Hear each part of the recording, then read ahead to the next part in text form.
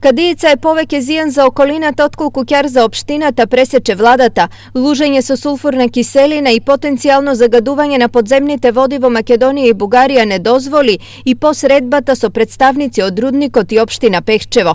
Владата им понуди на изведувачите да ја променат технолошкиот процес. Сега најверојатно они се во размислување, ако го променат технолошкиот процес, нема да има никаков проблем за издавањето на концесија. Во спротивно, ако држат на овој технолошки процес, ќе се прекине постапката за отварање на рудник. Површински копна место лужење е одлуката на владата, но дали ова ќе му одговара на руски словеј?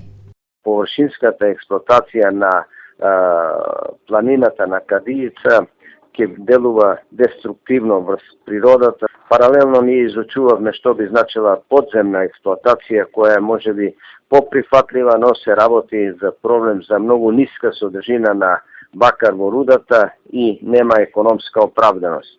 Јас почнувам да бивам песимист дека таму ќе има рудник.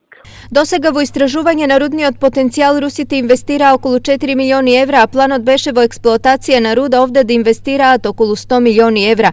Работите пропаднаа откако надлежна комисија на владата и препорача да ја прекине постапката за доделување концесија за експлоатација на бакар.